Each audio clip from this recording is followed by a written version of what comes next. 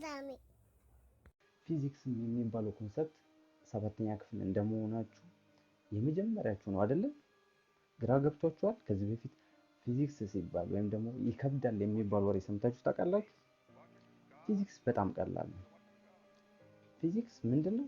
በጣም ቀላል ኮርስ ነው። እንዴት ማጥናት እንዳለባችሁ ፊዚክስን አጥብቃችሁ ካወቃችሁ እመኑኝ በጣም ነው የምታፈቅሩት ፊዚክስን። ስለዚህ how to study physics የሚለውን እንደ ቲፕ እናያለን። እንዴት ማጥናት አለባችሁ ፊዚክስን እንድትወዱት ማለት ነው። ምንድነው የሚለው? not only physics but every subject needs a special way of studying method። ልክ ነው። ፊዚክስ ብቻ ሳይሆን not only physics but every subject ሁሉም ሳብጀክት ስፔሻል way of studying ይጠይቃል። ትምህርቱን ወዲያው እንድናጠና ማለት ነው። ምክንያቱም ካልተረዳ ነው በደንብ ውስጣችን ካልገባ ካልሰረጸ ልንወደው አንችልም።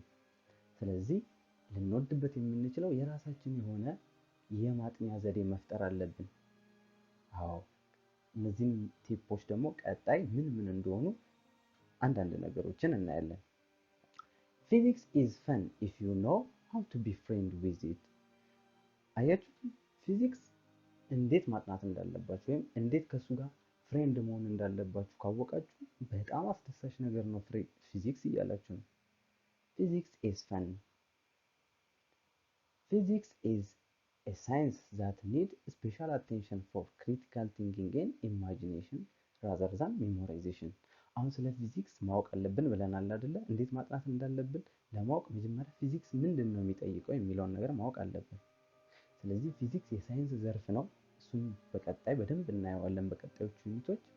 ነገር ግን በጣም የሚጠይቀው ነገር ምንድነው? ስፔሻል አቴንሽን ፎር ክሪቲካል ቲንኪንግ። ክሪቲካል ቲንኪንግ ማለት ምን ማለት ነው?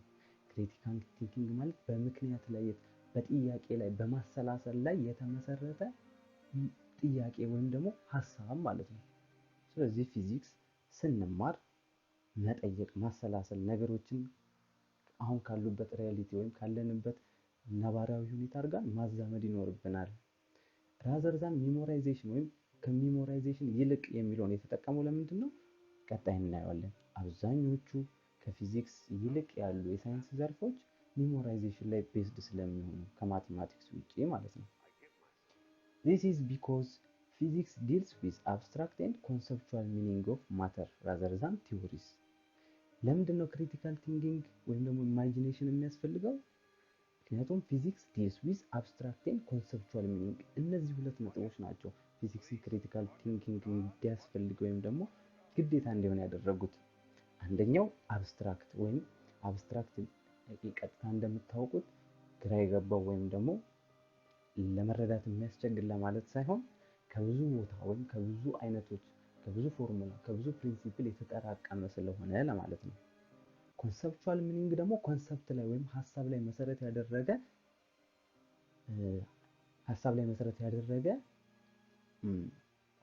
ገለጻ ወይም ደግሞ ትምህርት ስለሆነ ነው። ስለማን ነው? ስለ ማተር ስናጠና ማለት ነው። እንግዲህ ቲዎሪ የሚባሉትን ኬሚስትሪ፣ ባዮሎጂ እና ሌሎች ሶሻል ሳይንሶች ላይ በአብዛኛው እናገኛቸዋለን። እነዚህ ኮንሰፕት ሳይሆን ቲዎሪ ላይ መሰረት ያደረጉ ሰብጀክቶች ናቸው። In order to have great understanding of physics concepts, try to consider the following tips along your studying of physics. In order to have great understanding እንዲኖራችሁ በፊዚክስ ኮንሰፕት ላይ ስታጠኑ የሚከተሉትን ነገሮች ኮንሲደር አድርጉ ነው የሚሏችሁ። እንደ ቲፕ አስቀምጬላችኋለሁ 3 ነገሮችን። እነሱን ሁሌ ለማጥናት ስትዘጋጁ እያስታወሳችሁ አጥኑ። እሺ አንደኛው ምንድነው የሚለው? Don't memorize theories and formulas rather than deconstruct those theories, formulas, laws, principles first to simplify and make them understandable። ይህንን ስንፈታው ምን ማለት ነው? ፊዚክስ ውስጥ ቲዎሪዎች ናቸው ወይም ከቲዎሪ ይልቅ ኮንሰፕቹዋል ሚኒንጎች ናቸው ያሉት ብለናል አይደለ? ስለዚህ ያሉትም አንዳንድ ቲዎሪዎች ሊኖሩ ይችላሉ ማለት ፎርሙላዎች በቲዎሪ መልክ ሊቀመጡ ይችላሉ። ግን እንደ ፊዚክስ፣ ባዮሎጂ ውስጥ እና ኬሚስትሪ ውስጥ እንዳሉ ቲዎሪዎች በቀጥታ አይደለም እንሸመድዳቸው። ምንድነው የሚለው? ዶንት ሜሞራይዝ ቲዎሪስ ኤንድ ፎርሙላስ ራዘር ዛን ዲኮንስትራክት። ዲኮንስትራክት ማለት እንደገና ኮንስትራክት ማድረግ፣ እንደገና የተሰጠንን ፎርሙላም ይሁን ቲዮሪም ይሁን እንደገና መመስረት በራሳችን አባባል መጽሐፍ ማለት ነው። እነዚህን ፎርሙላዎች፣ ሎዎች፣ ፕሪንሲፕሎች ለምንድን ነው በራሳችን የምንጽፈው? ምክንያቱም የተሰጠን ፎርሙላ ከዚህ በፊት የአንድ ሰው ግኝት ነው። ስለዚህ እኛ በሚቀለን መልኩ እኛ በገባን መጠን እንደገና ደግመን ሲምፕሊፋይ አድርገን አቀለን ካልጻፍ ነው መሸምደድ ብቻ ነው የሚሆነው። ለዛ ነው ፊዚክስ በብዙዎች ዘንድ የተጠላና ከባድ የሚመስለው ማለት ነው። ግን ፊዚክስ ቀላል ነው በዚህ መልኩ ካጠናን። ሁለተኛው ደግሞ ምንድነው? ፊዚክስ have a close relation with the mathematics subject. Therefore, when you have difficulties with some formulas and equations, try to refer with the mathematics lesson. ቅድም እንደነገርኳችሁ ኮንሰፕቹዋል ሚኒንግ የሚጠይቁ ከፊዚክስ ሌላ አንዱ ሰብጀክት ማን ነው ብያችኋለሁ? ማትስ ነው ብያችኋለሁ። ፊዚክስ እና ማትስ በጣም ነው የሚገናኙት። ስዕሉ ላይ ለማየት እንደምትሞክሩት ምንድን ነው የሚለው? ፊዚክስ ኢዝ ማይ ሪሊጅን ኤንድ ማትማቲክስ ኢዝ ማይ ላንጉዌጅ። ምን ለማለት ያለ ማለት ምን ለማለት ፈልጎ ይመስላችኋል? እንደዚህ ያለ ይታያችኋል እዚህ ጋር ፊዚክስ ኢዝ ማይ ሪሊጅን። ሪሊጅን ማለት ምንድን ነው? ሃይማኖት ማለት ነው፣ ወይም እምነት ማለት ነው። ላንጉዌጅ ደግሞ ቋንቋ ነው። ፊዚክስ የኔ እምነቴ ነው፣ ማቴማቲክስ ደግሞ ቋንቋዬ ነው ነው የሚለው። ይህንን ምን ለማለት ፈልጎ ነው? ፊዚክስ እና ማቴማቲክስ የማይነጣጠሉ ፊልዶች ናቸው ወይም ሰብጀክቶች ናቸው ለማለት ነው። ምክንያቱም አንድ ሰው ያለ ሃይማኖቱ መልካም የሆነ ስብዕና ሊገነባ አይችልም አይደል? ያለ ቋንቋ ደግሞ የሚፈልገውን መግለጥ የሚፈልገውን ለሌላ ሰዎች ማስተላለፍ የሚፈልገውን መልእክት መገንባት አይችልም። ስለዚህ በፊዚክስ ሃይማኖታችንን መሰረት እንጥላለን፣ በማቴማቲክስ ደግሞ እንናገራለን፣ ቋንቋችን ነው ለማለት ነው። ዋናው ነገር ግን ምንድነው? ፊዚክስ እና ማትስ በጣም የቀረበ ግንኙነት ስላላቸው እያንዳንዱን ነገር ስንሰራ ከማቴማቲክስ ጋር የሚያገናኘው ነገር ሊኖር ስለሚችል እየሄድን በየዩኒቱ በየሌሰኑ እየሄድን ሪፈር ማድረግ ይጠበቅብናል። ይህንን ካደረግን አንዱ ፎርሙላ ከየት መጣ፣ ይህን ነገር እንዴት ነው የምሰራው የሚለው ጥያቄ ውስጣችን ስለማይፈጠር ደስ ብሎ እናጠናለን ማለት ነው። ሌላኛው በሶስተኛነት ያስቀመጥነው ደግሞ ምንድነው? ፊዚክስ ስተዲ ሪያሊቲ try to apply what you are studying to real life። ይሄ በጣም አጽንኦት እንድትሰጣችሁ እንድታዩት የምፈልገው ነገር ነው። ፊዚክስ ብዙ ጊዜ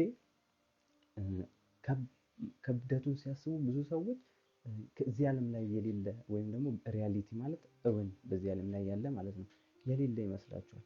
ግን ፊዚክስ እያንዳንዱ ግለሰብ ወይም እያንዳንዱ ሳይንቲስት ያጠናው ቲዮሪ፣ ፎርሙላ፣ የትኛውም ከባድ የሚመስሉ ነገሮች በዚህ ዓለም ላይ የተደረጉና የሚሆኑ ናቸው። ስለዚህ ማንኛውንም የፊዚክስ ቲዮሪ ስናጠና try to apply what you are studying to real life ላይ ሄደን አፕላይ ማድረግን እንልመድ። ይሄን እንዴት ነው የምናደርገው? ለምሳሌ ምናልባት ከዚህ በኋላ ተማሩት ይሆናል፣ ስለ ግራቪቲ እንማራለን በእርግጥ። ስለዚህ ስለ ግራቪቲ የሆነ ቲዮሪ ሲሰጣችሁ፣ ለምሳሌ ድንጋይ ስትወረውሩ ድንጋዩን ወደ ታች የሚስበው ኃይል ግራቪቲ ነው ትባላላችሁ አይደል? ይሄንን ነገር በቃ እንደ ቀልድ አትዩት። ውጡና እንዴት እንደወደቀ በደንብ እያሰባችሁ በደንብ አናላይዝ እያደረጋችሁ እየሞከራችሁ እንደ አሳችሁ ጫማችሁን እየወረወራችሁ ሞክሩት። ማለት ምን ለማለት ፈልጌ ነው እዚህ ጋር ፊዚክስን ስትማሩት ከሪያሊቲ ጋር አንድ ላይ እያስኬዳችሁ መሆን አለበት። ስለዚህ ፊዚክስ ያለ ኤክስፐሪመንት ያው ላብራቶሪ ገብተን አይደለም፣ ወጣ ብለን በራሳችን የምንጫወታቸው አሁን ፎቶ ላይ እንደምናየው አንዳንድ ጨዋታዎቻችን ላይ ራሱ ፊዚክስ አለ። ዥዋዥዌ ላይ ፊዚክስ አለ። ይሄ ላስቲክ ወጥረን የሆነ ነገር ለመምታት ስንዘጋጅ በላስቲክ ውስጥ ብዙ የፊዚክስ ቲዎሪዎች አሉ። እሱን ስንማር ወዲያው እንደተማርን አንዳንድ ኤክስፐሪመንቶች ወይም ደግሞ መጽሐፋችን ላይ የሚሰጡ ሪያሊቲ የሆኑ ኤክስፐሪመንቶች ወተን እንሞክራቸው፣ ፈን እናርግባቸው። በዚህ መልኩ ፊዚክስን ካጠናን በጣም ቀላል ይሆንልናል ማለት ነው።